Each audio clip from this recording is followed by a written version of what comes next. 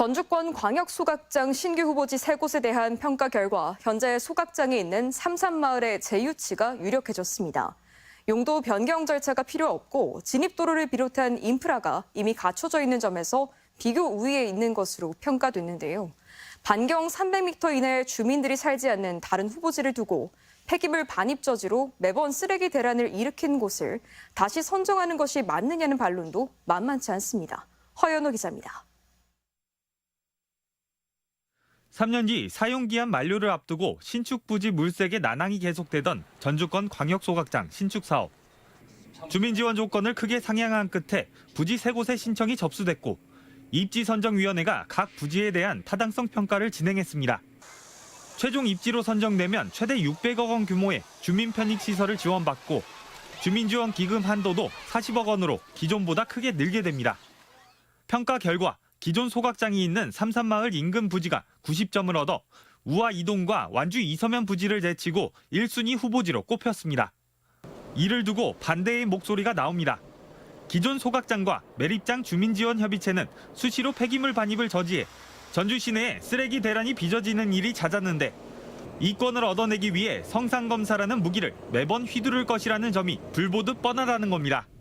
본인들의 뜻에 맞지 않으면 일단 성상검사라는 기조 아래 그것을 볼모로 삼아서 전주시를 협박하고 시민들이 굉장한 불편을 많이 받았지요. 더 걱정되고 더 우려스럽습니다.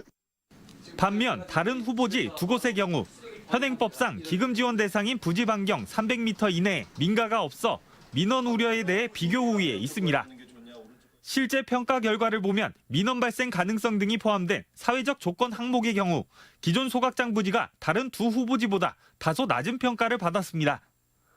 하지만 진출입도로와 시공 용이성 등을 평가한 기술적 조건 항목이나 공사비 등 경제적 측면에서 타 후보지에 우위를 점한 것으로 나타났습니다. 이제 현재 소각장 같은 경우에는 이제 인프라 구축이 다 돼 있는 상태잖아요. 근데 다른 후보지 같은 경우에는 용도 변경을 진행해야 되는 것도 있고 도로 접근성 뭐 그런 것도 포함이 됐고. 그동안의 반입 제한은 부족한 설비 용량 때문이었을 뿐이었다는 소각장 주민지원협의체 측은 향후 부지로 선정되면 전주시에 적극 협조하겠다는 입장. 새로운 신규 소각장 550톤으로 용량도 지금보다 더 훨씬 크고 효율이 더 높기 때문에 저희는 적극적으로 이제 환경적인 피해를 최소화시키는 데 노력을 하고.